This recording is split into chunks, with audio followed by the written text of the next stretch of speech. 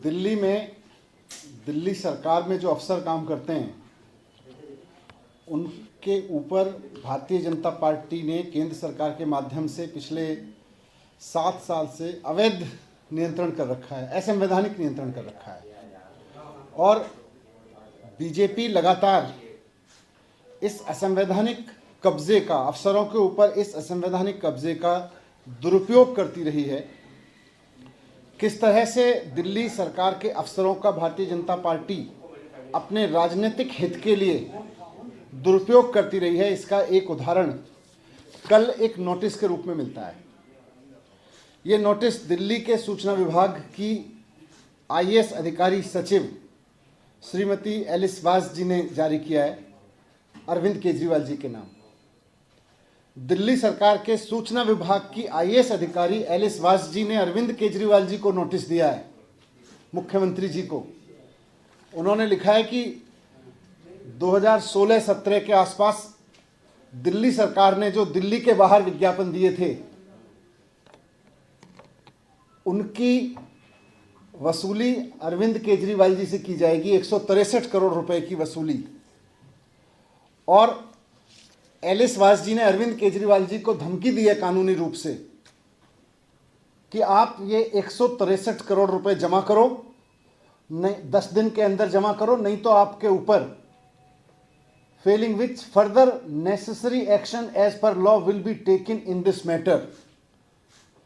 सूचना विभाग की आईएएस अधिकारी एलिस वास जी भारतीय जनता पार्टी के कहने पर अरविंद केजरीवाल जी को धमकी दे रही है कि 10 दिन के अंदर अंदर 163 करोड़ रुपए जमा करो, नहीं तो आपके खिलाफ कार्रवाई की जाएगी। यह बात एलिस वास जी की नहीं है, यह किसी आईएएस अधिकारी की नहीं है, यह इस बात की है कि भारतीय जनता पार्टी दिल्ली सरकार के अफसरों का किस तरह से दुरुपयोग कर रही है। और दिल्ली के लोगों ने अरविंद केजरीवाल जी को चुना है 2015 में, 2020 में पूर्ण बहुमत नहीं बल्कि प्रचंड बहुमत देके चुना है दिल्ली के लोगों ने। और दिल्ली के लोगों ने मैंडेट दिया केजरीवाल जी को कि दिल्ली सरकार के जो अफसर हैं इनसे दिल्ली की जनता के हित में काम लीजिए, इनसे दिल्ली की जनता के हित में काम कराइए, स्कूल बनवाइए, अस्पताल बनवाइए, इनसे मजदूरों के लिए काम कराइए, इनसे गरीबों के लिए काम कराइए, दिल्ली का विकास कराइए। लेकिन भारतीय जनता पार्टी असंवैधानिक रूप से इन अफसरों के ऊपर अपना कब्जा करके जमा के बैठी है और वो इसका दुरुपयोग करके इन अफसरों का इस्तेमाल कर रही है, अरविंद केजरीवाल जी के खिलाफ राजनीतिक इस्तेमाल कर रही है। चुनी हुई सरकार के मंत्रियों को टारगेट करने पे, काम नहीं करने दे रही अफसरों को। जनता के काम अफसर करते हैं तो उनको रुकवा देती है और अफसरों का दुरुपयोग कर रही है कि किस तरह से केजरीवाल जी और उनके मंत्रियों को टारगेट करें ये अफसर। ये अफसरों के ऊपर नियंत्रण का, नाजायज नियंत्रण का नाजायज इस्तेमाल है। इसीलिए जो सर्विस डिपार्टमेंट है दिल्ली सरकार का, भारतीय जनता पार्टी उस पर कब्जा जमा के बैठी हुई है, संवैधानिक रूप से गलत तरीके से उस पर कब्जा करके बैठी हुई है ताकि वो अफसरों का दुरुपयोग कर सके और मुख्यमंत्री जी को इस तरह के नोटिस दे दे के अफसरों से दिला के परेशान कर सके, टारगेट कर सके और काम ना करने दे। ये जो डीआईपी का नोटिस है 163 करोड़ रुपए केजरीवाल जी को जमा करने का 10 दिन के अंदर, आप सब जानते हैं ये पुराना मसला चल रहा है। ये 2016-17 में और इस दौरान दिल्ली से बाहर ऐड दिए गए।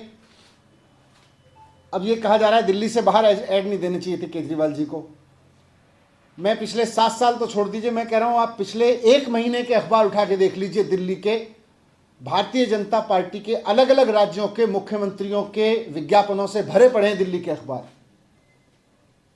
मध्य प्रदेश से लेके, उत्तराखंड से लेके, हिमाचल, उत्तर प्रदेश, हर जगह के कांग्रेस के भी मुख्यमंत्रियों के आपको दिल्ली के अखबारों में खूब ऐड मिलेंगे। भारतीय जनता पार्टी के देश भर के मुख्यमंत्रियों के आपको दिल्ली के अखबारों में ऐड मिलेंगे। अगर गलत है तो वो वहां के मुख्यमंत्रियों से वसूलेगी भारतीय जनता पार्टी वो पैसा।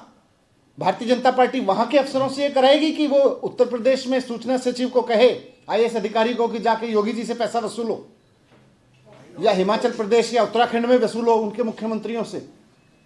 ये अफसरों पे कंट्रोल का दुरुपयोग कर रही है भारतीय जनता पार्टी कि अफसरों को मजबूर कर रही है कि वो मुख्यमंत्री जी को इस तरह के नोटिस दें, मंत्रियों को टारगेट करें और काम ना करें, जनता के लिए काम ना करें।